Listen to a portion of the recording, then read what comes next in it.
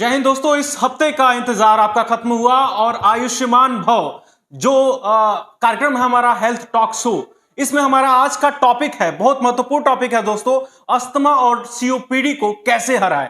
और आज इस सवाल का जवाब देने के लिए हमारे साथ जिले के एकमात्र पल्मोनोलॉजिस्ट यानी कि चेस्ट के स्पेशलिस्ट डॉक्टर विकास गुप्ता हमारे साथ में है, जो देवेंती राज हॉस्पिटल के निदेशक हैं। इनसे हम बात करेंगे और समझेंगे अस्थमा और सीओपीडी क्या है और इसको कैसे टैकल करें, कैसे इसको हराएं। सर बहुत बहुत स्वागत है आपका। धन्यवाद वेदांत जी। सबसे पहले तो मैं आपको और आपकी पूरी टीम को धन्यवाद देना चाहता हूं, जो इस महत्वपूर्ण विषय पे आप लोग ने चर्चा का विषय रखा है, ताकि इससे लोगों को काफी अपने जनपद वासियों को काफी इससे फायदा मिले। सर सबसे पहले महत्वपूर्ण बात यह है कि लोगों के जहन में यह बात क्लियर हो जाना चाहिए कि हमने अस्थमा और सीओपीडी को ही विषय क्यों चुना एक चेस्ट स्पेशलिस्ट से पूछने के लिए। देखिए, अस्थमा और सीओपीडी जो ये बीमारी है, ये अपने जनपद तो छोड़िए, ये पूरे विश्व का एक सबसे बड़ा बीमारी है। जो हम अस्थमा और सीओपीडी बोलते हैं, सीओपीडी जो है third leading cause of death, मतलब कि विश्व का तीसरे नंबर स्थान पे आता है डेथ का कारण। तो इसलिए ये इंपॉर्टेंट है लोगों को जानना कि आखिर ये है क्या चीज। एज ए चेस्ट स्पेशलिस्ट मैं डिफाइन करूंगा क्या चीज है। हम जानेंगे कि जो सीओपीडी और अस्थमा जो होता है वो लगभग उसके जो सिम्टम्स होते हैं यानी कि जो लक्षण होते हैं वो दोनों के लगभग एक जैसे होते हैं। लेकिन अब सबसे अहम सवाल खड़ा होता है कि यह डिफाइन कैसे करें, कैसे जाने कि यह सीओपीडी है या अस्थमा है और कैसे उससे हम बच सकते हैं। तो सबसे पहले सर डिफाइन इसको कैसे करेंगे, दोनों के लक्षण लगभग एक जैसे होते हैं, तो हम कैसे जाने कि हमको सीओपीडी है या अस्थमा है। देखिए, सीओपीडी और अस्थमा से अगर हम बचाव करना चाहते हैं तो सबसे पहले हमें पता होना चाहिए कि अस्थमा क्या है, सीओपीडी क्या है। दोनों बीमारियों में सांस फूलते हैं, दोनों बीमारियों में सांस के नली में सूजन आ जाता है। जो बेसिकली अस्थमा होते हैं वो कम उम्र के लोग में होते हैं, जैसे बच्चों में होते हैं, जो 40 साल के नीचे के लोगों में होता है।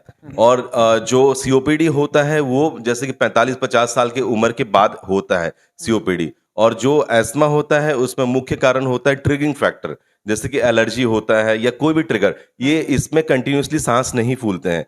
जब इनको कोई भी एलर्जेंस, जैसे हम बता, जैसे धूल गर्दा हो गया या कोई भी एलर्जी, जैसे मरीज को एलर्जी है, उससे वो जब ट्रिगर होगा तब उनकी सांस फूलेगी।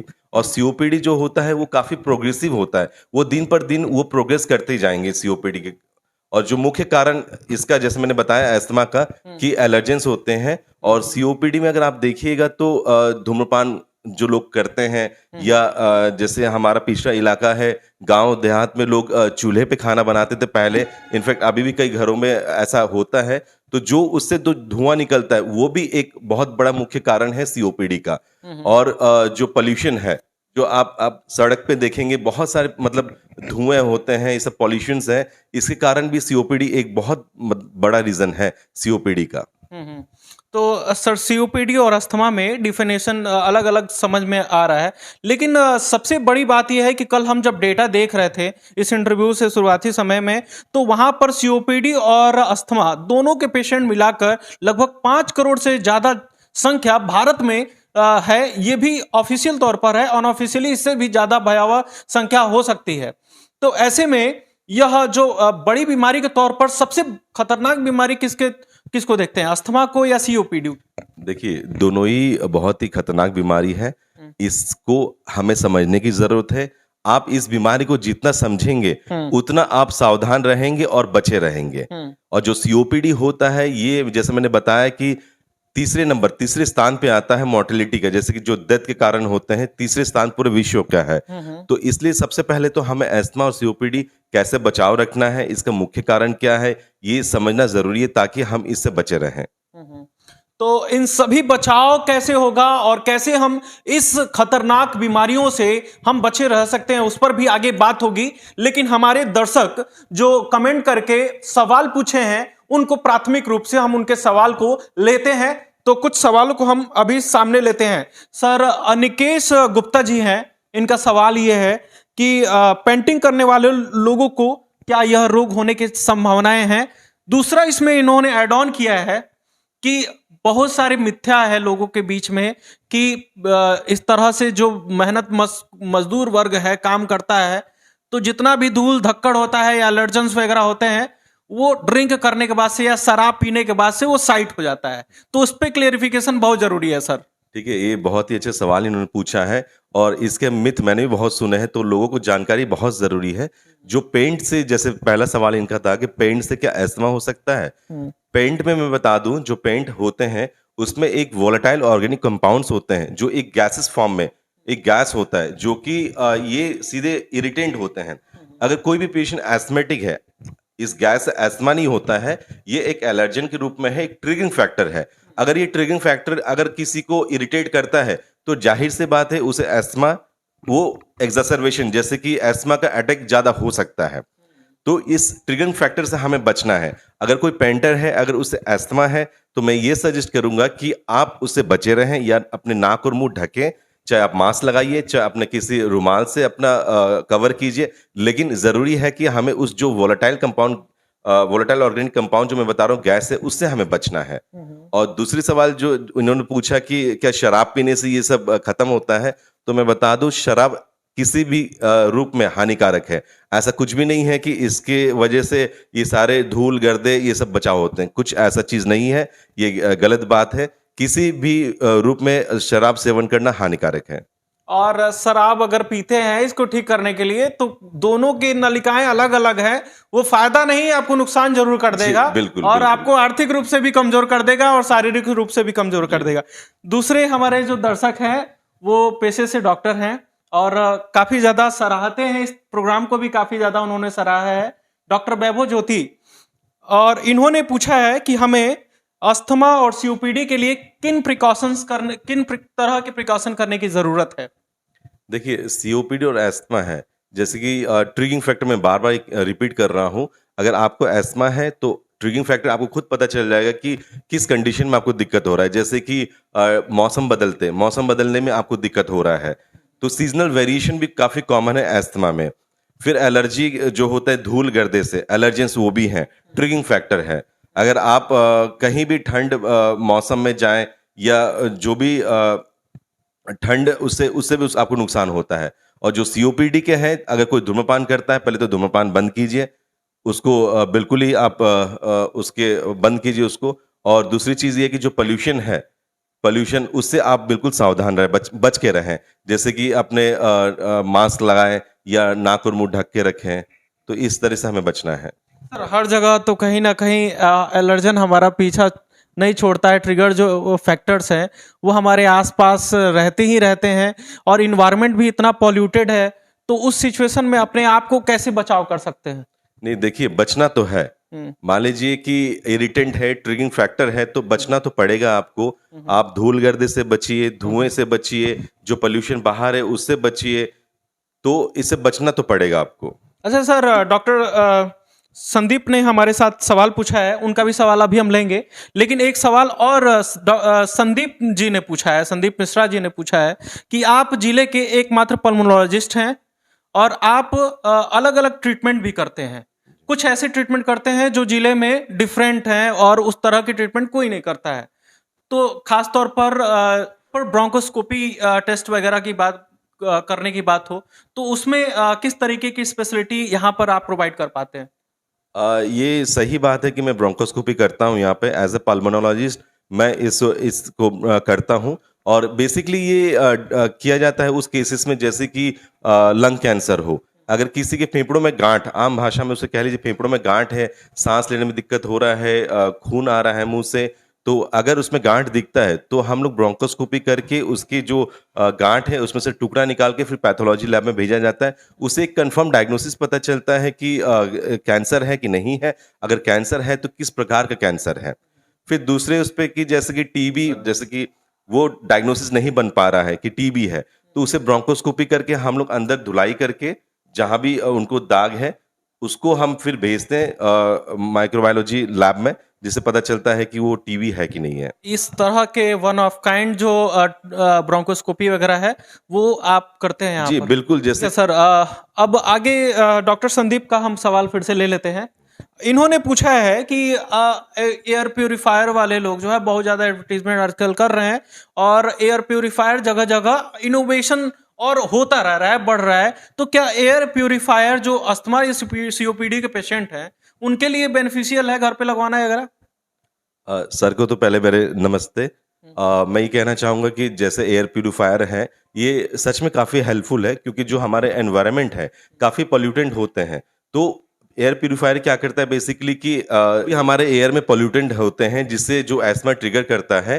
तो बेसिकली एयर प्यूरिफायर क्या करते हैं, उसे प्यूरिफाई करता है और एटमॉस्फेयर जो अपने हवा जो आसपास है वो काफ़ी क्लीन कर देता है। तो कहीं ना कहीं जो एस्थमेटिक पेशेंट है उनको काफ़ी बेनिफिट होता है इस एयर प्यूरिफायर से। जब आसपास के वातावरण के हवा शुद्ध मिलेंगे तो जाहिर सी बात है कोई ट्रिगरिंग फैक्टर नहीं होगा और पेशेंट को कोई दिक्कत नहीं होगा। अभी सर इसमें ऐड ऑन करना चाहेंगे क्योंकि एक एक्सपीरियंस रहा इन्वेस्टर समिट के दौरान। इंस्टाशीट नाम से एक एयर प्योरीफायर इनोवेशन के क्षेत्र में आगे बढ़ा हुआ था और वहाँ पे दिखा रहा था उन्होंने। तो वहाँ पर जो बैक्टीरिया और वायरस हैं उनको भी वो विद इन फ्रिक्शन ऑफ समय टाइम वो किल कर दे रहा था। तो हमारे जो फेफड़े हैं सीओपीडी और अस्थमा की वजह से कमजोर हो जाते हैं, उसमें संभावनाएं होती हैं बैक्टीरिया और वायरस पनपने की सबसे ज्यादा। ये इसकी चांसेस होते हैं कि नहीं? देखिए, जो कंपनियां बनाते हैं, अलग अलग कंपनियां, मार्केट में बहुत सारी कंपनियां हैं, सबकी अपने अपने टेक्नोलॉजी होते हैं। तो कहीं ना कहीं एज ए एयर प्यूरिफायर में आपको बता दूं कि कहीं ना कहीं काफी हेल्पफुल है, जो कि एयर प्यूरिफाई करता है। तो काफी हेल्पफुल है ये। ठीक है सर। श्रेंदु पूछते हैं, ये थोड़ा सा अस्थमा सीओपीडी से बाहर की बात है लेकिन महत्वपूर्ण है, और आईपीएफ और आईएलडी के मरीज अगर कोई डायग्नोस होता है तो उसके बचने की क्या संभावना है, ट्रीटमेंट की क्या संभावना है, थोड़ा सा क्लियर कर दीजिए। देखिए, जो आईएलडी है, इंटरस्टिशियल लंग डिजीज, जो हम लोग मेडिकल लैंग्वेज में कहते हैं, ये फेफड़ों का एक काफी मतलब सीवियर डिजीज है, रेस्पिरेटरी डिजीज। इसमें क्या होता है कि बेसिकली फेफड़ा सिकुड़ जाते हैं, जो कि हम लोग मेडिकल लैंग्वेज में फाइब्रोसिस बोलते हैं। जब लंग्स में फाइब्रोसिस होना शुरू हो जाता है, जैसे सिकुड़नापन, तो उसमें बहुत रेयर चांसेस रहते हैं कि वो फिर सही हो पाए। तो उसके कुछ मेडिसिन होते हैं लेकिन उसका परमानेंट इलाज अभी तक नहीं है। उसके जो रीजंस हैं, जो कारण है, उसके हम लोग ट्रीटमेंट करते हैं, या जो भी उसके सिम्टम्स है, सिम्टम्स रिलीफ हम लोग कराते हैं, लेकिन इसका परमानेंट इलाज नहीं है। अगर एक बार आपको आईएलडी से डायग्नोसिस हो गया तो फिर ये लगभग 3 से 5 साल इसका सर्वाइवल रेट है। 3 से 5 साल तक सर्वाइवल रेट है इसका। मतलब सिकुड़ते सिकुड़ते एक समय आता जी, है कि वो पूरा कोलैप्स कर जाता पूरा सिकुड़नापन जैसे वो बढ़ते रहेगा फेफड़ों में। तो कहीं ना कहीं जब फाइब्रोसिस, जब सिकुड़नापन होगा तो जाहिर सी बात है अंदर हमारे जो सांस के नलियों में है वो काफी हद तक सूजन हो जाएंगे और हवा आर पार नहीं हो पाएगा। तो जाहिर सी बात है कि पेशेंट कोलैप्स होना ही है। तो इसके सर्वाइवल रेट बहुत ही मतलब कम है आफ्टर डायग्नोसिस। अब सिंपल वर्ड में अगर आपको हम समझाएं तो ये समझ लें कि जो एयर चैम्बर होते हैं वो सिकुड़ जाए पूरा अगर, तो फिर उसके अंदर एयर पैसेज बहुत ही कम होते एक समय आएगा कि बिल्कुल जीरो ही हो जाएगा। ठीक है सर। आगे डॉक्टर आगे नीरज जी हैं। नीरज जी पूछते हैं कि पालतू जानवर जो पाले जाते हैं, घर पे पाले जाते हैं, कुत्ते बिल्ली वगैरह, उनसे अस्थमा और सीओपीडी के लिए खतरा है, और क्या अगर अस्थमा सीओपीडी पेशेंट हैं तो उनके घर ये जानवर पालने से उनके जो संभावनाएं हैं और ज्यादा बढ़ जाएंगी, उनके प्रॉब्लम्स को और ज्यादा वो बढ़ा सकते हैं? नहीं, अच्छा सवाल पूछा इन्होंने, क्योंकि आए दिन मैं सारे मरीजों को यही समझाता हूँ जो भी एस्मा सीओपीडी के आते हैं कि घर में कोई पालतू जानवर ना पाले अगर आपको एस्मा और सीओपीडी है।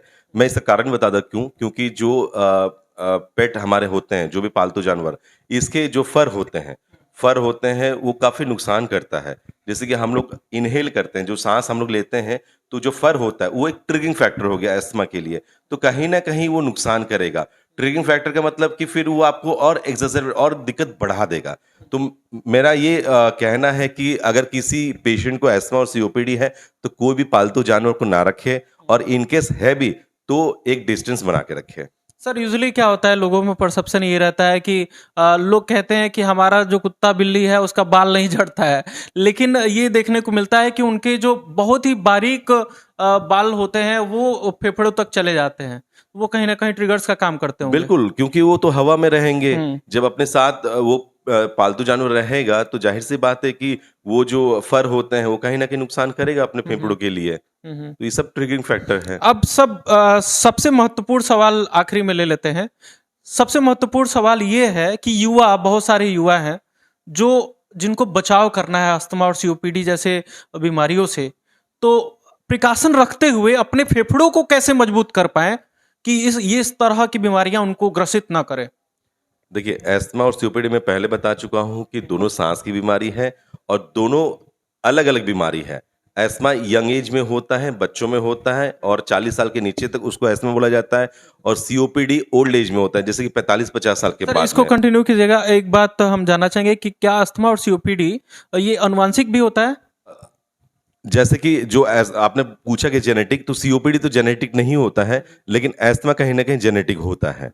तो बेसिकली हमें ये समझना जरूरी है कि एस्थमा और सीओपीडी के बारे में, जैसे मैंने बताया कि एस्थमा यंग एज में होता है, सीओपीडी ओल्डर एज में होता है। और एक और चीज आप पता कर सकते हैं कि ये सीओपीडी है कि एस्थमा है, क्योंकि सीओपीडी प्रोग्रेसिव होता है, डे टू डे लाइफ में वो चीज बढ़ते जाएगा, कोई सीजनल वेरिएशन नहीं होता है, मतलब कि कोई मौसम बदलने पे दिक्कत नहीं होता। एस्थमा जो होता है मौसम चेंज होने पे भी दिक्कत होता है, सांस फूलना शुरू, वो हमेशा सांस में दिक्कत नहीं होती है एस्थमेटिक पेशेंट को, जब उसे ट्रिगरिंग फैक्टर मिलेगा। ट्रिगरिंग फैक्टर जैसे कि जो उनके एलर्जेंस है, जैसे कि धूल गर्दा हो गया या कोई पेट जानवर हो गया, बहुत सारे ऐसे कारण हैं, और फिर मौसम बदलने से तो एस्थमा वाले पेशेंट को दिक्कत होने लगती है। जो कि सीओपीडी में मेन पोल्यूशन है, धूम्रपान है, जो अपने धुएं हैं उससे होते हैं।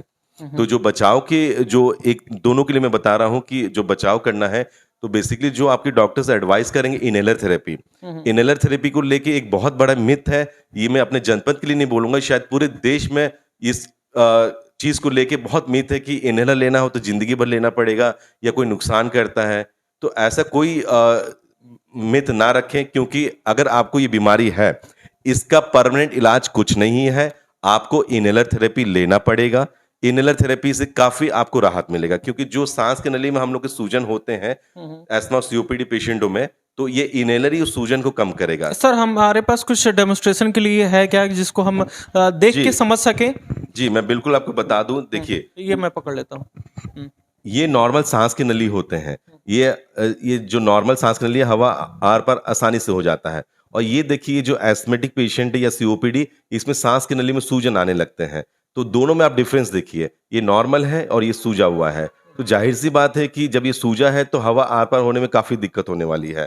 तो इसके लिए जो हम इनहेलेशन थेरेपी बताते हैं, तो इनहेलर इस जो सूजन है इसको काफी हद तक कम कर देता है, ताकि पेशेंट को फिर रिलीफ मिलता है इनहेलर लेने के बाद में।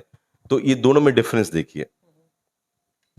सर इसमें हम एक चीज और देख रहे थे कि पाइप नैरो भी दिख रहा था। बिल्कुल, जो सूजन हम लोग आम भाषा में मैं बोल रहा हूँ सूजन, जो कि होता है कि जो एयरवेज होते हैं उस नैरोइंग होने लगता है, वो पतले होने लगते हैं। तो जाहिर सी बात है, जब वो नली जो पतले होने लगेंगे तो हवा आर पार होने में काफी दिक्कतें आएंगी। सर चूंकि अभी होली आ रहा है, होली में लोग गुलाल के साथ, रंगों के साथ जश्न मनाने वाले हैं, तो होली में शुभकामना देते हुए हम चाहेंगे कि उसमें क्या प्रिकॉशन बरता जा सकता है, उसके बारे में कहते हुए हम पूरे जनपद वासियों को मेरे तरफ से होली की बहुत सारी शुभकामनाएं और बधाई। और इस त्योहार को अच्छे से सेलिब्रेट करते हुए बस दिमाग में रखें, जो एस्थमा और सीओपीडी पेशेंट है, इस जो कलर्स होते हैं उससे भी काफी बचना है, क्योंकि वो भी एक बहुत बड़ा ट्रिगर फैक्टर होता है। ट्रिगर फैक्टर मतलब कि जो एस्थमा को कंडीशन और वर्सन कर देगा और बुरी स्थिति में ला देगा। तो इस होली त्योहार को सेलिब्रेट कीजिए, लेकिन अपना प्रिकॉशन, अपना बचाव, अपना दूरी कलर से करते हुए। तो हम बात कर रहे थे जिले के एकमात्र पल्मोनोलॉजिस्ट यानी कि चेस्ट रोग विशेषज्ञ डॉक्टर विकास गुप्ता से, जो कि निदेशक हैं देवंती राज हॉस्पिटल पडरौना के। और उम्मीद है आपको अस्थमा और सीओपीडी की क्लियरेंस अब बहुत अच्छे से हो गई होगी, और आपके घर अगर सांस से संबंधित कोई मरीज होगा तो आप आसानी से समझ गए होंगे कि उसे क्या दिक्कत है। लेकिन फिर भी हम जाते जाते कहेंगे कि घर पर डॉक्टर ना बने, यह क्रॉनिक डिजीजेज हैं, खतरनाक बीमारियां हैं, स्पेशलिस्ट से जरूर दिखाएं, क्योंकि यह क्यूरेबल नहीं है। इनको सही समय पे इसका बचाव, प्रिकॉशन ही इसका एकमात्र उपाय है। सर हमारे साथ जुड़े इसके लिए बहुत बहुत शुक्रिया। बहुत बहुत धन्यवाद अर्जुन जी। उम्मीद है इस तरह के जो आगे भी हम कोई सेशन लेंगे तो उसमें आप जरूर टाइम देंगे। बिल्कुल, जनपद वासियों को बहुत जरूरी है ये सारी चीजें बताना, और मैं उम्मीद करता हूं कि आगे भी आप सारे ऐसी इस टाइप की बीमारियों के बारे में लेते आए ताकि अपने जनपद वासियों को काफी लाभ मिले। तो आप सभी हमारे दर्शक जो अभी तक हमारे साथ बने हुए हैं और जिन्होंने कमेंट में हमसे सवाल पूछा, आप सभी का बहुत तहे दिल से शुक्रिया। हम फिर किसी डॉक्टर के साथ आपके बीच की किसी बीमारी पर डिस्कस करने के लिए अगले हफ्ते जरूर शामिल होंगे, और तब तक हमें आशीर्वाद देते रहिए, अपना आशीर्वाद, और कमेंट में हमें सजेशन भी दे दीजिए कि क्या आप किस तरह के प्रोग्राम को देखना पसंद करते हैं, और इस प्रोग्राम में भी अपना जो फीडबैक है वो जरूर दीजिए। बहुत बहुत शुक्रिया डॉक्टर साहब आप हमारे साथ जुड़ने के लिए।